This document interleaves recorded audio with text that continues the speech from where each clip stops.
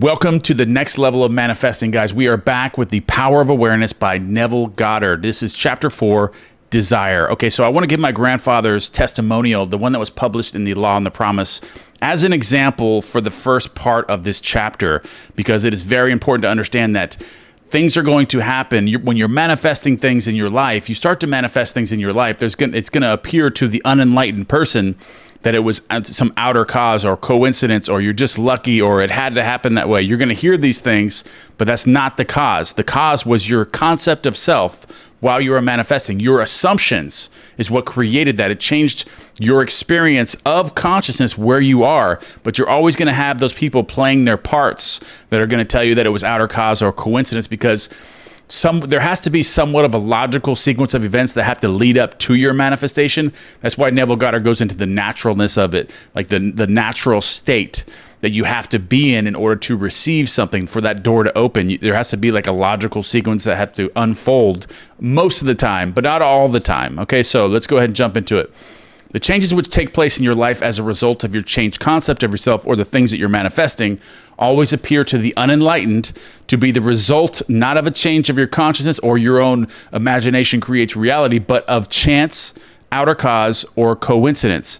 However, the only fate governing your life is the fate determined by your own concept of self, your own assumptions. For an assumption, though false, if persisted in, will harden into a fact, okay? And there will be a somewhat of a natural sequence of events that will take place in order for that to harden into a fact, but that will happen, and it will appear to the unenlightened person that it was caused by some coincidence or something, of chance, or you got lucky, or it's an outer cause, but really it was your change of concept of self. Just like my grandfather's testimony in The Law and the Promise, where he had the smallest Arthur Murray dance studio in the world. It was at the bottom of the list, the very bottom of the list.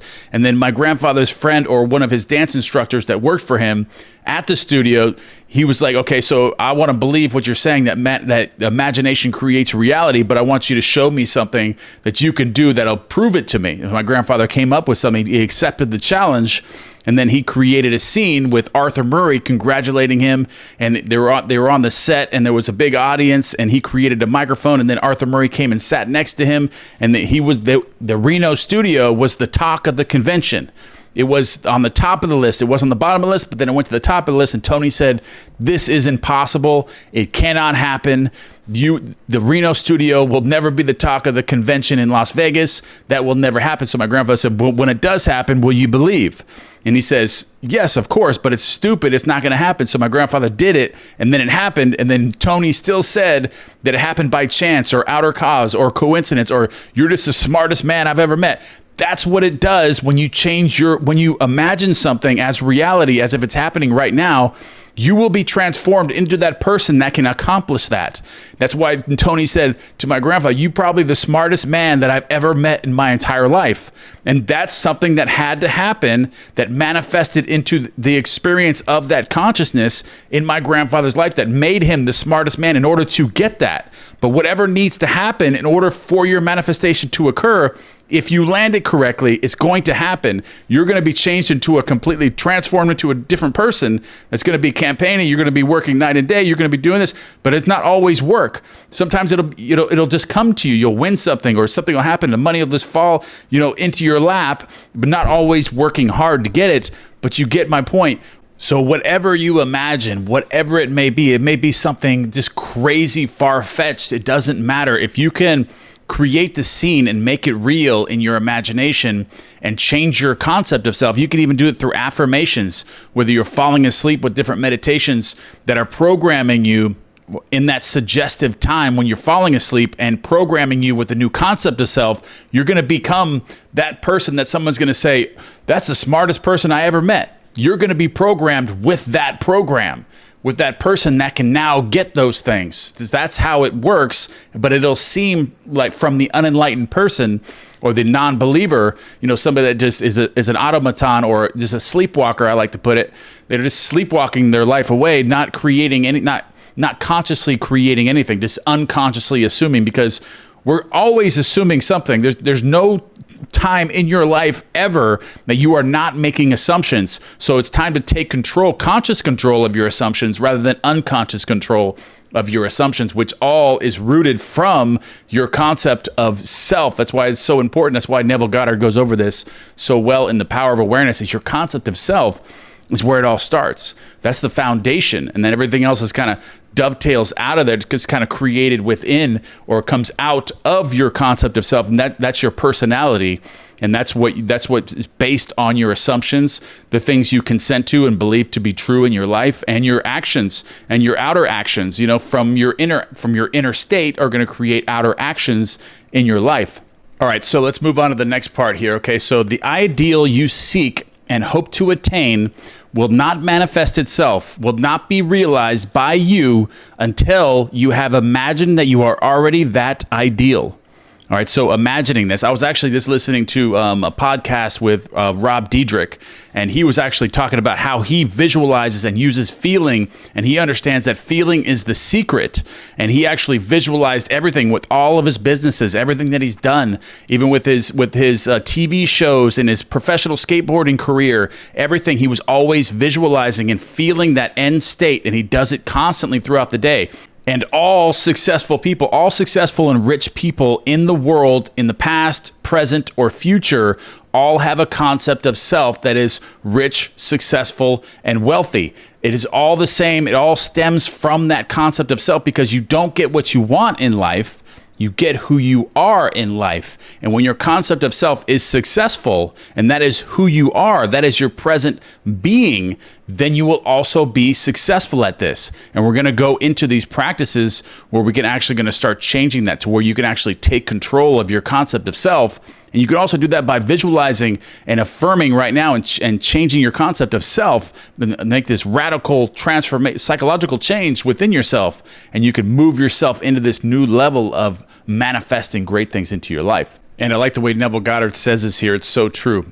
There is no escape for you except by a radical psychological transformation of yourself, except by your assumption of the feeling of your wish fulfilled. And that's when you can assume the feeling, if you can obtain the feeling of your wish fulfilled as if it's already happened, if you already have it, you don't no longer want it, you don't want it anymore, you do not want it, and that you now have it, and that's your present concept of self, then that changes your concept of self. Because as we just went over, you don't get what you want in life, you get who you are. And when you can assume a feeling of your wish fulfilled and actually feel that, and actually create the scene and really feel it as if your wish has already been fulfilled, then you've changed your concept of self and you will have it. Okay, so therefore, I love this part. I'm going to give you some examples here. Make results or accomplishments the crucial test of your ability to use your imagination. So I go over this a lot with different people that I coach. And when they come to me and they say, oh, I'm trying to manifest this, I'm trying to manifest $100 million into my life tomorrow. And I'll say, but what have you manifested? Like, what have you visualized really and really cemented or created the belief systems of what you consent to be true in your world? And they'll tell me like, well, nothing really, I've done, have good relationships in this, but I just, I haven't really created anything that I can recall. And I said, well, build it up. Start building it up. Start with 10,000. Start with 100,000. Start with, a couple 100,000, something like that. If you need to slowly build your concept of self to start believing that you're, like what he says here, your accomplishments of using your imagination is the crucial test of your ability to create more at that point. So even if you're creating something small, even like parking spaces or getting a phone call, visualize it or affirm something, repeat it over and over or write it down and start using that on a daily basis. Start doing smaller things. And when it starts coming true, when you always get this parking spot, you'd be like, I'm going to get this parking spot. I'm going to run this test. I'm going to run this crucial test to see my ability to use my imagination. So I want this specific parking spot. Okay. So you do that on multiple days. And when it works, you're going to start cementing or building a faculty of beliefs within you that your imagination creates reality. And then you'll have more success as you slowly start building that up. And I do understand that there's going to be other coaches out there or other people that are going to be like, oh no, just shoot for 100 billion in a half an hour or something like that. Sometimes you have to build these these belief systems of what you consent to be true. That way you can develop the naturalness of it. Because once you start seeing your manifestations start actually being created in your 3D world, and you realize that you're the one that's doing it, then that's what builds that faculty. Then you're like, okay, now I can do this. Now I'm going to put in the work. Now I'm actually, because I know that I believe that I can do it. So now I'm going to put in the work and start really visualizing and feeling my wish fulfilled. And it kind of goes to like, they want to tell you, oh, you want to create 300 billion in a half an hour.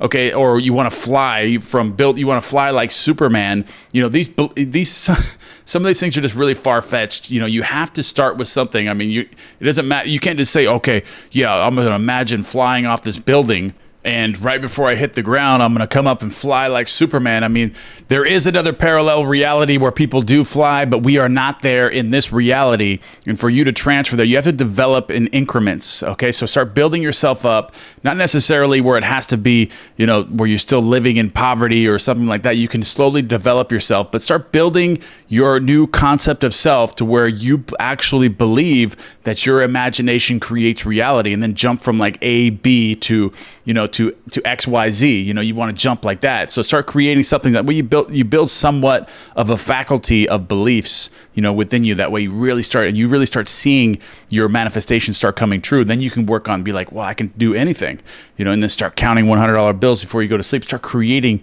more and more as you go. And before you know it, you're going to be very, very successful, and you're going to be able to know that you can create anything that you want in your life. All right, guys, so everything depends on your attitude towards yourself. That which you will not affirm as true of yourself can never be realized by you, for that attitude alone is the necessary condition by which you realize your goal. All transformation is based upon suggestion, and this can work only where you lay yourself completely open to an influence. You must, you can use this at night. Like laying yourself open to an influence is listening to a meditation track, whether it's affirmations or whether you're visualizing yourself or whether you're scripting before you go to sleep. You're laying yourself open to suggestion, an influence that is programming your subconscious mind in that receptive state.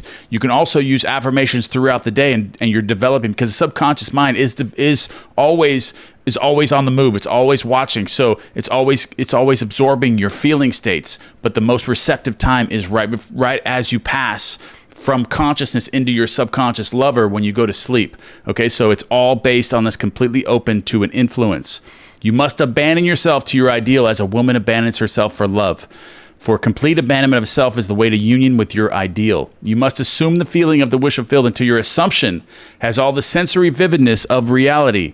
You must imagine that you are already experiencing what you desire. And a lot of these affirmations, that's what they'll do. As you're falling asleep with them, this is exactly what will happen. The affirmations are being spoken to you and being impressed by an outside influence in your mind as you're drifting from consciousness to the subconscious. So you're assuming the feeling of your wish fulfilled until basically your mind starts imagining on its own, because these words are being spoken to you as you're drifting, and then the images are popping up in your mind. So you're creating a vividness of reality as you're going to sleep from the affirmations from your hearing. You're hearing this being spoken to you. So these assumptions are being impregnated into the subconscious mind from your present concept of self, which will ultimately change your version of yourself on your own. You'll start waking up in the morning with new ideas. You'll start being happier. Maybe you may even in some instances have more obstacles in your life that you have to conquer in order to be the new version of yourself that you need to be in order to be the millionaire. So there's a lot of different ways that this can go, but you must assume the feeling of the wish fulfilled until your assumption has all the sensory vividness of reality. You must imagine that you are already experiencing what you desire, and your mind does this on its own as you're listening to these affirmations. That is, you must assume the feeling of the fulfillment of your desire until you are possessed by it. And this feeling crowds all other ideas out of your consciousness, which what these meditations will do as you're falling asleep, being hypnotized by this new feeling state. And it's going to crowd out all the other ideas in your mind. And then you will be impressing and impregnating the subconscious mind with a new version of yourself. Then you'll wake up with these new ideas. All right, so... And the man who is not prepared for the conscious plunge into the assumption of the wish fulfilled in the faith that it is the only way to the realization of his dream, is not yet ready to live consciously by the law of assumption, although there is no doubt that he does live by the law of assumption unconsciously. Everyone lives by the law of assumption, whether you're using it consciously or unconsciously. You can't live your life without assuming something. That's what creates that's what outpictures the world, because this world, this hologram that you see, is not real. It doesn't exist on its own. It's existing through your assumptions of it and your observations during your assumptions. All right, so, but for you who accept this principle and are ready to live by consciously assuming that your wish is already fulfilled, the adventure of life begins. And you got to remember, they didn't have, back in the day when Neville Goddard did this, they didn't have meditations you could fall asleep to with affirmations and things being spoken to you and actually assisting your visualizations. Like some of the ones that I talk to you, or I actually walk you through the visualization, like creating the $3 million while you sleep.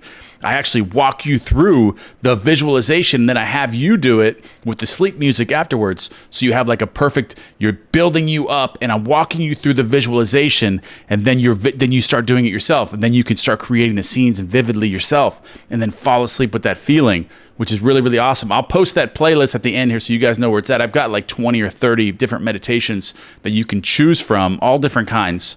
But okay, so to reach a higher level of being, you must assume a higher concept of yourself. If you will not imagine yourself as other than what you are, then you remain as you are.